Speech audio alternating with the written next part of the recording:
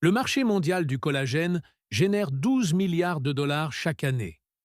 Cette industrie vous vend des protéines animales transformées dans des pots et des gélules. Pendant ce temps, 5 plantes qui incitent réellement votre corps à fabriquer son propre collagène poussent dans les jardins sur 4 continents. Les médecins de l'Antiquité les ont documentées pendant des millénaires. La science moderne les a confirmées dans des revues à comité de lecture. Et pourtant, vous n'avez jamais entendu leur nom. À la fin de cette vidéo, vous saurez exactement quelles sont ces 5 plantes qui reconstruisent le collagène de l'intérieur, pourquoi l'industrie des soins de la peau, qui pèse des milliards de dollars, ne vous en a jamais parlé, et comment vous pouvez cultiver 3 d'entre elles vous-même. Maintenant, commençons. Entrez dans n'importe quel grand magasin ce soir. Trouvez le rayon des soins de la peau. Vous verrez des rangées de crèmes au collagène, de sérums au collagène, de suppléments de collagène. Les emballages promettent une peau plus ferme, des rides réduites, un éclat de jeunesse. Les prix varient de 40 à 400 dollars. Le principe fondamental qui sous-tend la plupart de ces produits est scientifiquement discutable. La taille du marché des suppléments de collagène a été évaluée à 3,43 milliards de dollars en 2025 et devrait atteindre 5,82 milliards de dollars d'ici 2031. Les analystes de l'industrie prévoient que le marché augmentera de plus d'1 milliard de dollars rien qu'entre 2025 et 2029, avec un taux de croissance annuel composé de 7,1%. Chaque année, de plus en plus de consommateurs investissent de l'argent dans ce marché en pleine expansion.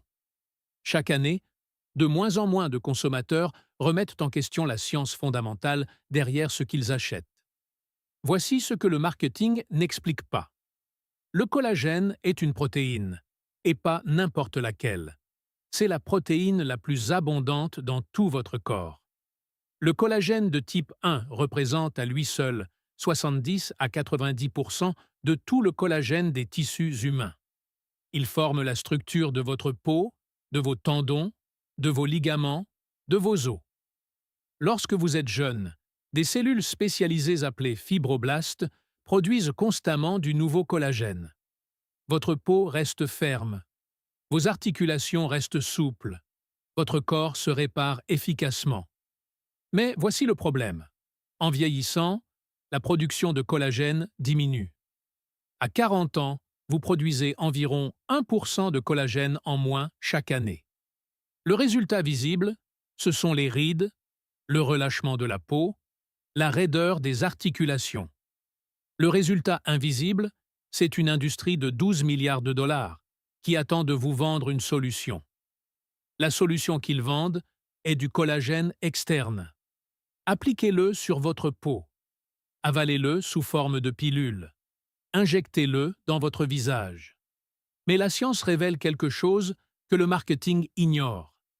Les molécules de collagène sont grandes, très grandes, trop grandes pour pénétrer efficacement la couche externe de votre peau lorsqu'elles sont appliquées localement. La crème reste à la surface. Elle peut hydrater. Elle peut repulper temporairement l'apparence de la peau, mais elle ne s'intègre pas à votre structure dermique. Les ingrédients d'origine animale représentaient 85,52% du marché des suppléments de collagène en 2025. Vous avez bien lu.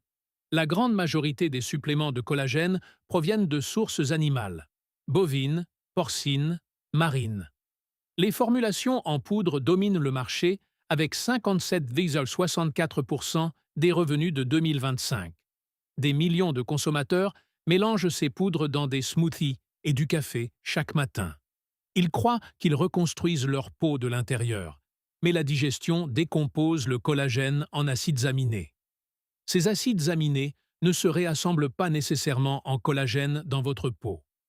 Votre corps les utilise partout où il a besoin de protéines, et pas spécifiquement là où vous souhaitez avoir une peau d'apparence plus jeune. Le véritable mécanisme de reconstruction du collagène n'est pas l'application externe, c'est la stimulation interne. Vos fibroblastes ont besoin de recevoir le signal de produire du nouveau collagène. Ils ont besoin des matières premières. Ils ont besoin des cofacteurs. Ils ont besoin des déclencheurs moléculaires qui leur disent de s'activer. Et c'est là que 5 plantes deviennent très importantes. Avant d'examiner ces plantes, nous devons comprendre pourquoi vous n'en avez jamais entendu parler. La taille du marché mondial des suppléments de collagène a été évaluée à 2,6 milliards de dollars en 2025 et devrait atteindre 4,74 milliards de dollars d'ici 2034. C'est une industrie bâtie sur des formulations exclusives, des systèmes d'administration brevetés, des ingrédients de marque. Lorsqu'une entreprise développe une nouvelle méthode d'extraction de peptides de collagène, elle peut la breveter. Lorsqu'elle crée une nouvelle technologie d'encapsulation, elle peut la protéger. Lorsqu'elle synthétise un dérivé de la vitamine C, elle peut en déposer la marque. En mai 2024, la Food and Drug Administration des États-Unis a accordé le statut de produit généralement reconnu comme sûr au Verisol, un peptide de collagène bioactif provenant d'un fournisseur de collagène de premier plan.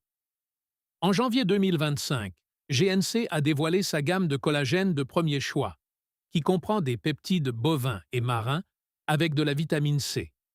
Ce sont les produits qui retiennent l'attention des organismes de réglementation.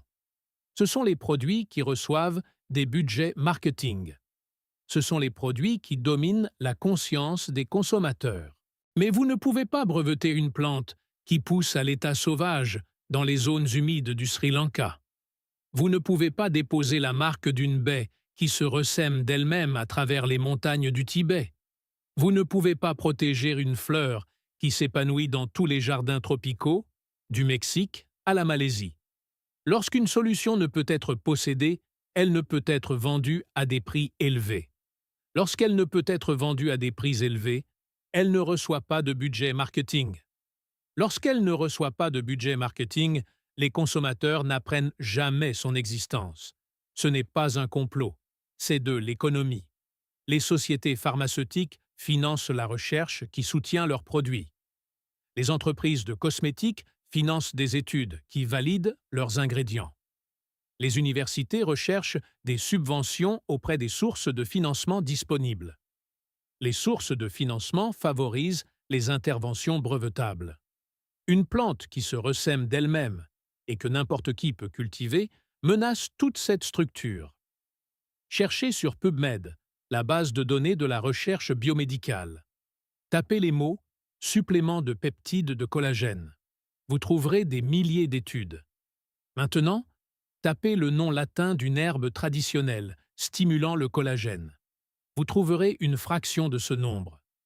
Le ratio raconte une histoire, non pas sur ce qui fonctionne, mais sur ce qui est financé. Il y a une autre barrière. Pendant des siècles, les connaissances les plus détaillées sur les plantes médicinales ont existé dans des langues que les bases de données occidentales n'indexaient pas.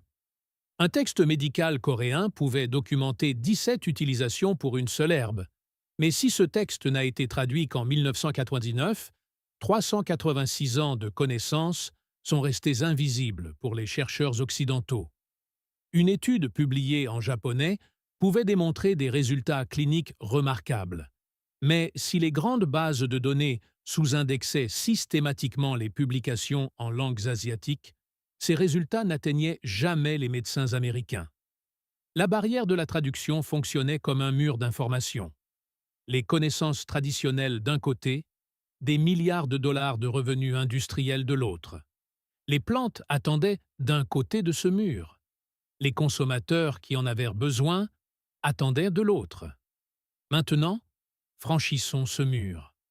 La première plante pousse dans les zones humides d'Asie, de l'Inde à l'Indonésie, du Sri Lanka au sud de la Chine. Elle prospère dans les environnements tropicaux humides. Ses feuilles sont petites et en forme d'éventail. Ses tiges rampent sur le sol, s'enracinant au nœud. En Inde, les praticiens de la médecine ayurvédique l'appellent Brahmi. Dans la médecine traditionnelle chinoise, elle apparaît sous différents noms. En Occident, quand elle est connue, on l'appelle Gotu Kola. Son nom scientifique est Centella asiatica. Depuis des milliers d'années, Cette plante est utilisée pour traiter les affections cutanées, la lèpre, le lupus, les ulcères variqueux, l'eczéma et le psoriasis. La documentation remplit des textes que les chercheurs occidentaux consultaient rarement. Mais à partir de la fin du XXe siècle, les scientifiques en laboratoire ont commencé à examiner ce que les praticiens traditionnels avaient observé depuis longtemps. En 1990, des chercheurs ont publié une étude sur une préparation appelée TK, qui signifie extrait titré de Centella asiatica. Le TK est un mélange standardisé de 3 composés extraits de la plante: l'acide asiatique à 30%, l'acide madécassique à 30% et l'asiaticoside à 40%. Ce sont des triterpénoïdes, des molécules complexes avec de multiples anneaux dans leur structure chimique. Les chercheurs ont testé le TK sur des fibroblastes de peau humaine. Ce sont les cellules responsables de la production de collagène. Ce qu'ils ont découvert était frappant. Le TK augmentait la synthèse de collagène de manière dose-dépendante. Plus on appliquait d'extraits, plus on produisait de collagène. Mais la découverte vraiment importante est venue ensuite. Sur les 3 composés du TK, un seul était responsable de la stimulation de la production de collagène. Ce composé était l'acide asiatique. Ce n'était pas un effet cosmétique. Ce n'était pas un repulpage temporaire. C'était la véritable machinerie moléculaire des cellules de la peau qui étaient activées pour produire des protéines structurelles. Le mécanisme implique la voie du récepteur du facteur de croissance, transformant bêta. L'asiaticoside, un autre composé de la plante, peut induire la production de collagène de type 1 en activant cette voie. Il envoie essentiellement un signal aux fibroblastes, leur disant de fabriquer plus de collagène. Une revue exhaustive publiée en 2025 a synthétisé les preuves de 2016 à mai 2025.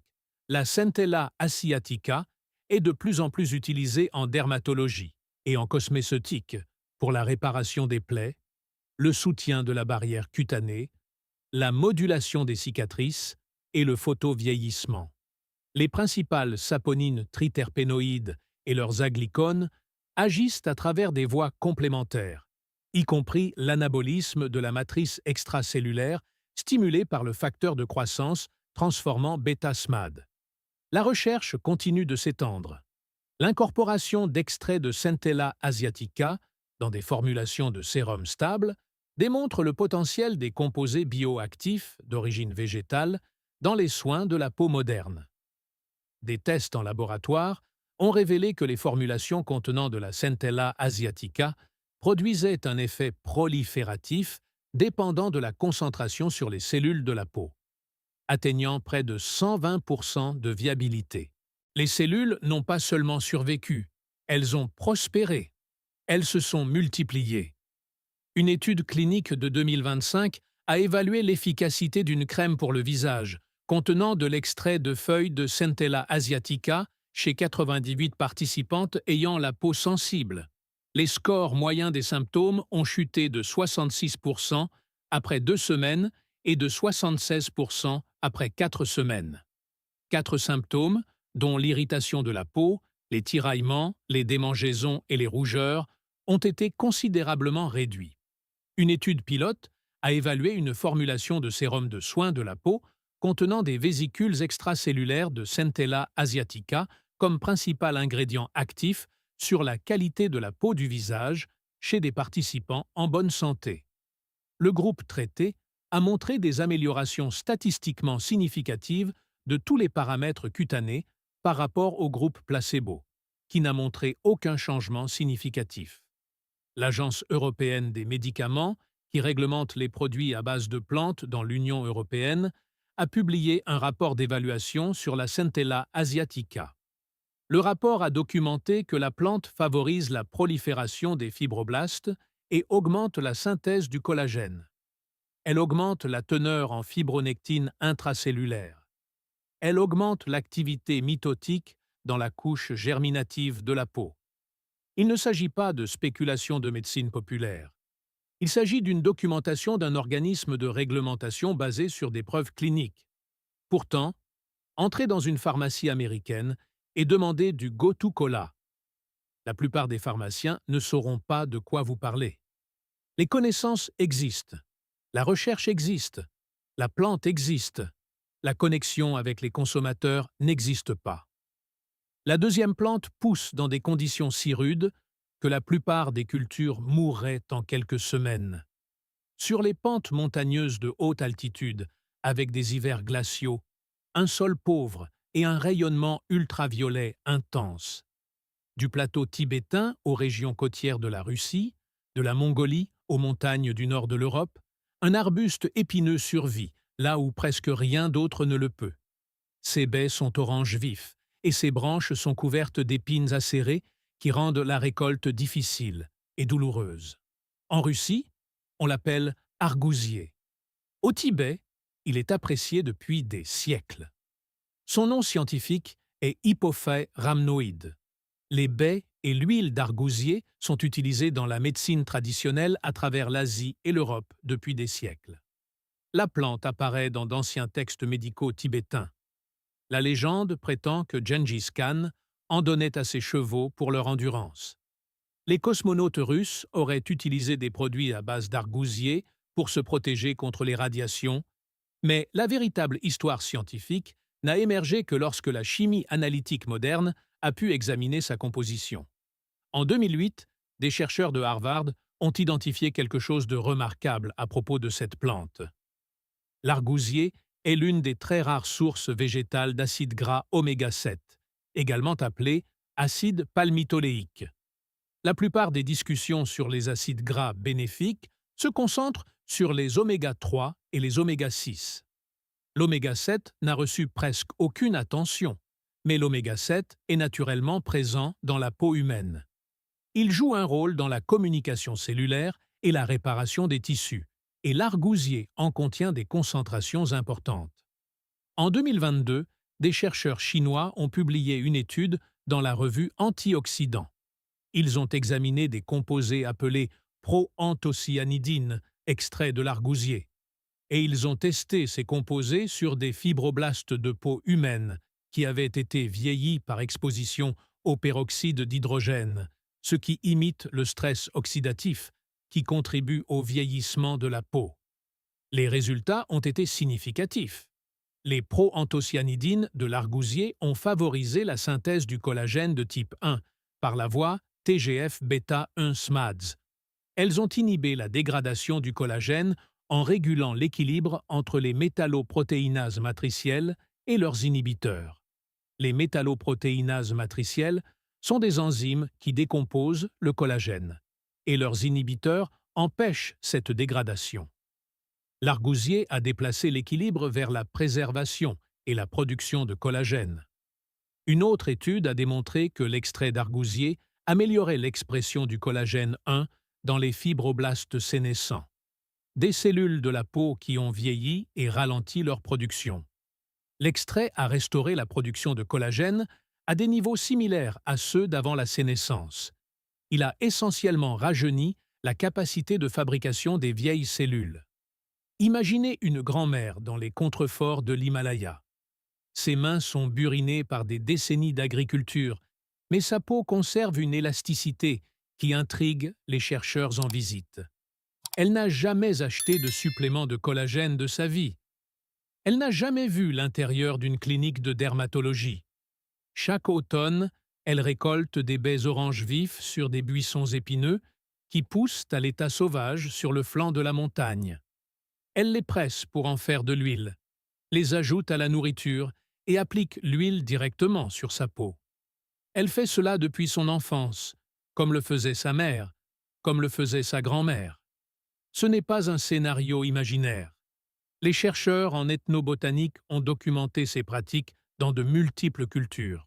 Les connaissances traditionnelles ont précédé la confirmation en laboratoire de plusieurs siècles. La recherche sur la cicatrisation des plaies a révélé que les composants de l'argousier amélioraient la réparation de la peau par de multiples mécanismes: prolifération cellulaire, dépôt de collagène, activité antioxydante et formation de nouveaux vaisseaux sanguins. Un essai clinique sur le vieillissement cutané a révélé que l'application topique de crème à l'huile d'argousier augmentait l'épaisseur cutanée, suggérant des changements structurels positifs et une amélioration de la synthèse du collagène.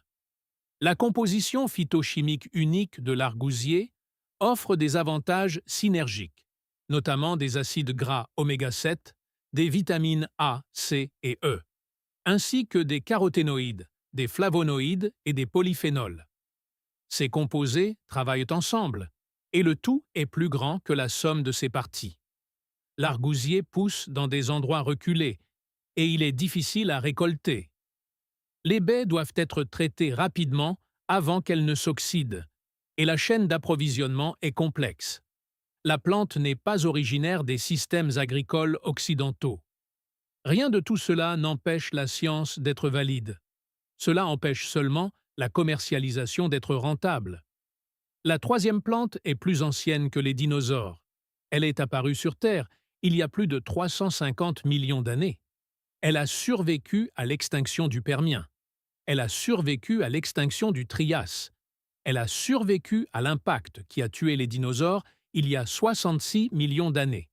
Elle a survécu à toutes les catastrophes géologiques majeures que cette planète a connues. Et elle est toujours là, poussant dans les fossés et les zones humides des régions tempérées de tous les continents, à l'exception de l'Antarctique et de l'Australie. Les Grecs et les Romains l'utilisaient pour soigner les blessures. Les herboristes médiévaux la considéraient comme essentielle pour la guérison. Elle ressemble à un pin miniature avec des tiges segmentées et des verticilles de feuilles en forme d'aiguille. On l'appelle la prêle. Son nom scientifique est Echisetum arvans. Ce qui rend la prêle remarquable, c'est un seul élément, le silicium, plus précisément la silice. Jusqu'à 25% du poids sec de la prêle est constitué de silice. Aucune autre plante sur Terre ne contient une concentration aussi élevée de ce minéral. Et la silice n'est pas facultative pour la production de collagène. Elle est essentielle. Le silicium est nécessaire à l'activité d'une enzyme appelée prolyl hydroxylase. Cette enzyme catalyse une étape critique de la formation du collagène. Elle hydroxyle les résidus de proline dans le procollagène. Cette hydroxylation est nécessaire pour que la triple hélice de collagène se forme correctement. Sans un apport adéquat en silicium, l'enzyme ne peut pas fonctionner efficacement. Sans un fonctionnement efficace de l'enzyme, la structure du collagène est compromise.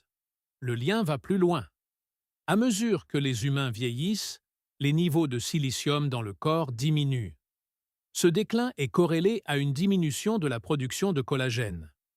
L'intégrité structurelle de la peau, des os et des tissus conjonctifs dépend à la fois du collagène et du silicium nécessaires pour le produire correctement. Imaginez-vous marchant dans une zone humide en Allemagne, en Pennsylvanie ou au Japon. Le sol est meuble sous vos pieds. Les roseaux se balancent au gré du vent, et là, poussant en grappe près du bord de l'eau, vous les voyez.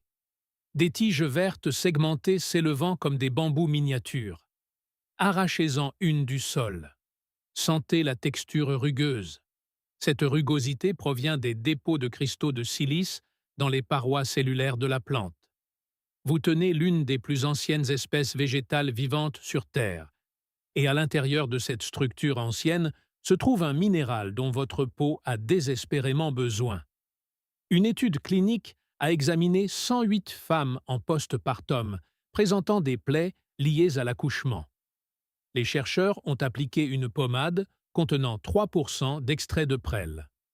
L'extrait a favorisé la cicatrisation des plaies. Il a aidé à soulager la douleur. Les scientifiques ont attribué ces effets à la teneur en silice de la plante. Le silicium est l'un des éléments constitutifs de la synthèse du collagène. Lorsque la prêle biologique est utilisée, la peau reçoit les matériaux nécessaires pour reconstituer sa couche de collagène. La prêle contribue également à la formation de glycosaminoglycanes. Ce sont des composés qui aident à maintenir l'hydratation et la structure de la peau. Ils travaillent aux côtés du collagène pour garder la peau ferme et élastique. Le silicium est également nécessaire à leur production. Voici la réalité économique qui explique pourquoi la prêle reste obscure. Elle pousse à l'état sauvage partout. Elle est considérée comme une mauvaise herbe dans la plupart des jardins. Les agriculteurs dépensent de l'argent pour essayer de l'éliminer. Personne n'a besoin d'acheter des graines de prêle, car elles se propagent d'elles-mêmes grâce à des rhizomes souterrains. Personne n'a besoin d'acheter des suppléments de prêle, car vous pouvez faire du thé à partir de plantes poussant dans n'importe quelle zone humide tempérée. Une plante qui ne coûte rien ne génère aucun revenu. Une plante qui ne génère aucun revenu ne reçoit aucun budget marketing. Une plante sans budget marketing n'entre pas dans la conscience des consommateurs. 350 millions d'années de survie. La plus forte teneur en silice du règne végétal, essentielle à la synthèse du collagène, et la plupart des gens n'en ont jamais entendu parler. La quatrième plante pousse à travers l'Inde. C'est un petit arbre à feuilles caduques qui produit des fruits ronds, jaunes, verdâtres de la taille d'une balle de golf.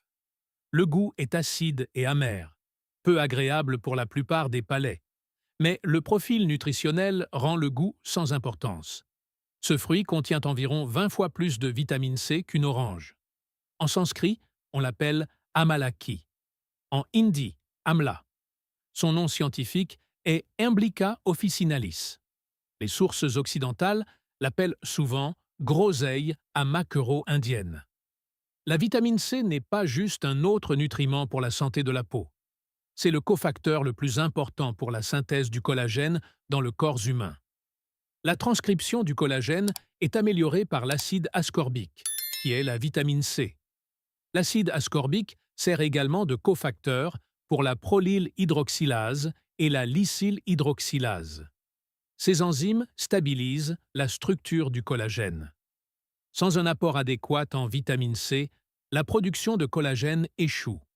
C'est pourquoi une carence sévère en vitamine C provoque le scorbut, une maladie caractérisée par la dégradation du collagène dans tout le corps. L'amla est un élément de base de la médecine ayurvédique depuis 3000 ans. Elle apparaît dans les textes anciens comme l'une des herbes rajeunissantes les plus précieuses, mais l'utilisation traditionnelle est une chose, la validation clinique en est une autre. En 2008, des chercheurs japonais ont publié une étude dans le Journal of Ethnopharmacology. Ils ont étudié les effets de l'extrait d'amla sur les fibroblastes de la peau humaine. Plus précisément, ils ont examiné la production de procollagène, le précurseur du collagène. Ils ont également examiné les métalloprotéinases matricielles, les enzymes qui décomposent le collagène. Les résultats ont été significatifs. La production de MMP1 par les fibroblastes a été considérablement diminuée par l'extrait d'amla. La MMP1 est une enzyme primaire responsable de la dégradation du collagène. Simultanément, le TIMP1 a été considérablement augmenté. Le TIMP1 est un inhibiteur qui bloque les métalloprotéinases matricielles. L'extrait a modifié l'équilibre. Moins de destruction, plus de protection. Visitez un marché traditionnel à Varanasi ou à Chennai. Vous verrez de l'amla partout. Des fruits frais empilés en pyramide, de la poudre séchée vendue dans des sacs en tissu, des préparations marinées dans des pots en argile, des versions confites pour les enfants qui résistent au goût acide, de l'huile d'amla pour les cheveux, de la pâte d'amla pour la peau. Les applications sont infinies, les connaissances sont omniprésentes. Chaque grand-mère le sait, chaque vendeur de rue en vend. La science est validée, mais le consommateur occidental reste dans l'ignorance. Les chercheurs ont également découvert que l'extrait d'amla aidait à stimuler la production de procollagène. Il ne préservait pas seulement le collagène existant, il favorisait la fabrication de nouveaux collagènes. Les scientifiques ont conclu que l'extrait d'amla fonctionne efficacement pour des applications thérapeutiques et cosmétiques, grâce au contrôle du métabolisme du collagène. Une autre étude a révélé que l'amla protégeait la peau contre les dommages au collagène lorsqu'elle était exposée aux rayons ultraviolets. Les dommages causés par le soleil sont l'une des principales causes de la dégradation du collagène dans la peau vieillissante. Un composé qui stimule à la fois la production et protège contre la dégradation par les ultraviolets, aborde le problème sous plusieurs angles. Avec l'âge, la synthèse du collagène diminue et les niveaux de MMP1 augmentent dans la peau humaine naturellement vieillie. Ces altérations provoquent des changements visibles. Les rides se forment, l'élasticité diminue. L'extrait d'amla semble contrecarrer simultanément ces deux changements liés à l'âge. La vitamine C de l'amla est également plus stable et plus biodisponible que les suppléments d'acide ascorbique synthétique. La matrice entière du fruit contient des bioflavonoïdes et d'autres composés qui améliorent l'absorption et l'utilisation. C'est pourquoi les praticiens de la médecine traditionnelle appréciaient le fruit entier plutôt que des composants isolés. Pourtant, l'amla reste largement inconnue en dehors des communautés sud-asiatiques. Elle ne fait pas partie de la tradition agricole occidentale. Le goût décourage la consommation directe. L'industrie des suppléments gagne plus d'argent en vendant des systèmes d'administration de vitamine C brevetables qu'en promouvant un fruit que n'importe qui dans un climat tropical peut cultiver. La cinquième plante fleurit dans les jardins tropicaux du monde entier. Ses fleurs sont grandes et voyantes, rouges, roses, oranges, blanches, jaunes. À Hawaï, les femmes les portent dans leurs cheveux. En Inde, elles sont offertes dans les temples. Au Mexique et dans les Caraïbes, elles poussent dans d'innombrables jardins. Cette plante s'appelle l'hibiscus.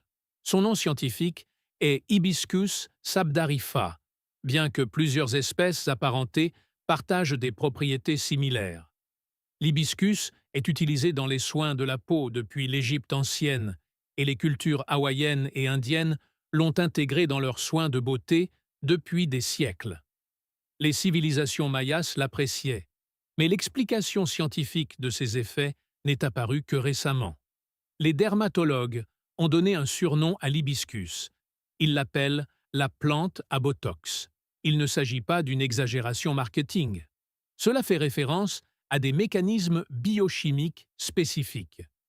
Une étude a rapporté une augmentation impressionnante de 60% de la synthèse de collagène lorsque l'extrait d'hibiscus a été appliqué sur des cellules cutanées. La même étude a révélé une augmentation de 16% de la production de fibronectine.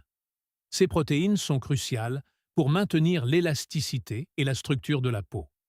Une augmentation de 60% grâce à une fleur qui pousse comme une mauvaise herbe dans n'importe quel climat chaud. Tenez-vous dans un jardin à Oaxaca, au Mexique. Les buissons d'hibiscus vous dominent. Des fleurs rouges de la taille d'une assiette pèsent lourdement sur les branches. Une femme cueille plusieurs fleurs. Elle les fera infuser dans de l'eau chaude pour préparer une boisson appelée agua de Jamaica. Elle en fera sécher certaines pour un usage ultérieur. Elle en écrasera d'autres pour en faire une pâte pour sa peau. Cette scène se répète sous toutes les latitudes tropicales. En Jamaïque, en Égypte, aux Philippines, en Thaïlande, la fleur est partout. Le savoir perdure. La science rattrape lentement son retard. Mais l'hibiscus fait autre chose qui le rend particulièrement précieux. Il inhibe l'élastase. L'élastase est une enzyme qui décompose l'élastine, la protéine qui permet à la peau de s'étirer et de reprendre sa forme. Lorsque l'activité de l'élastase est élevée, la peau perd de son rebond, des rides se forment et un relâchement se produit. L'hibiscus diminue l'activité de l'élastase et protège l'élastine de la dégradation. Le composé responsable de cet effet s'appelle la myricétine. L'hibiscus contient de fortes concentrations de myricétine. Ce flavonoïde supprime à la fois la collagénase et l'élastase. La collagénase détruit le collagène. L'élastase détruit l'élastine. La myricétine inhibe les deux, protégeant simultanément les deux principales protéines structurelles d'une peau jeune. Des recherches supplémentaires ont révélé que l'extrait d'hibiscus présente une activité inhibitrice modérée de la collagénase. Il ne se contente pas de favoriser la production de collagène, il empêche sa destruction. Cette double action traite le vieillissement cutané dans les deux sens, en construisant une nouvelle structure et en préservant la structure existante. L'hibiscus contient également des acides alpha-hydroxylés naturels. Ceux-ci favorisent une exfoliation douce, augmentent le renouvellement des cellules cutanées et soutiennent la pénétration et l'efficacité d'autres composés bénéfiques. La fleur offre de multiples mécanismes d'action à partir d'une seule source botanique. L'économie de l'hibiscus explique son obscurité de la même manière que pour les autres plantes. Il pousse partout dans les climats tropicaux et subtropicaux. Il ne nécessite presque aucun soin et se ressème facilement. Une seule plantation peut établir un approvisionnement permanent. Un produit que n'importe qui peut cultiver gratuitement ne peut pas maintenir des prix élevés. Il ne peut pas justifier des campagnes de marketing coûteuses. Il ne peut pas générer les marges bénéficiaires qui stimulent la promotion de l'industrie. 5 plantes poussent sur 4 continents. Chacune d'entre elles est soutenue par des recherches évaluées par des pairs.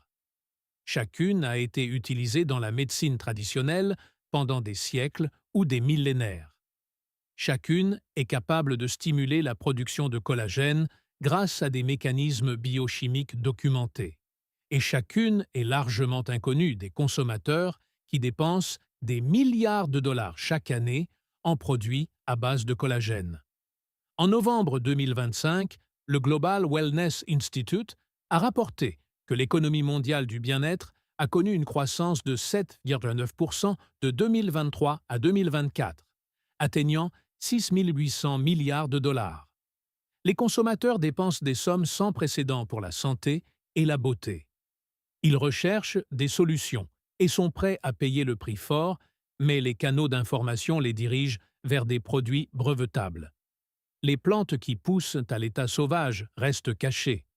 Le Gotu kola provient des zones humides d'Asie et contient des triterpénoïdes qui activent directement la production de collagène par les fibroblastes via la voie du TGF-bêta.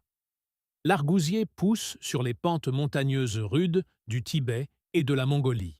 C'est l'une des seules sources végétales d'acides gras oméga 7, et il a été démontré qu'il restaure la production de collagène dans les cellules cutanées vieillissantes. La prêle prospère dans les zones humides tempérées de l'hémisphère nord. Elle contient la plus forte concentration végétale de silice sur Terre, un nutriment essentiel pour les enzymes qui forment la structure adéquate du collagène. L'amla d'Inde contient 20 fois plus de vitamine C que les oranges. Il a été démontré qu'il diminue considérablement les enzymes destructrices de collagène tout en augmentant sa production. L'hibiscus pousse dans presque tous les jardins tropicaux. Des études font état d'une augmentation de 60% de la synthèse de collagène ainsi que d'une inhibition simultanée de la collagénase et de l'élastase. Le schéma est clair. Aucune de ces plantes ne peut être brevetée. Aucune ne génère de revenus d'achat répétés. Aucune ne justifie un financement de recherche coûteux. Aucune ne reçoit de budget marketing. L'économie de la négligence n'est pas malveillante, elle est structurelle. Les entreprises financent ce qu'elles peuvent vendre. Les chercheurs étudient ce qui est financé. Les consommateurs découvrent ce qui est commercialisé. Mais les plantes ne se soucient pas de l'économie. Elles se soucient de la reproduction. Elles se soucient de se propager et de s'établir partout où le sol et la lumière du soleil le permettent. Pendant des milliers d'années, ces plantes ont poursuivi un seul objectif. Elles ont survécu à l'ascension et à la chute des empires. Elles ont survécu à l'émergence de l'industrie pharmaceutique. Elles ont survécu au fait d'être ignorées par la machine marketing la plus puissante de l'histoire humaine. Et elles sont toujours là, continuant de pousser, continuant de produire des composés qui signalent à vos fibroblastes de fabriquer du collagène. Toujours accessible à quiconque est prêt à regarder au-delà de la publicité. L'industrie des soins de la peau ne les a jamais cachés par malveillance. Elle n'avait tout simplement aucune raison financière de les révéler. Mais maintenant, vous savez, si cette histoire change votre façon de voir les plantes de votre propre jardin, n'hésitez pas à vous abonner et à aimer cette vidéo. Nous déterrons l'histoire qu'ils ont essayé d'enfouir. Semons l'avenir ensemble. Le prochain trésor de la chambre forte cachée de la nature sera bientôt révélé.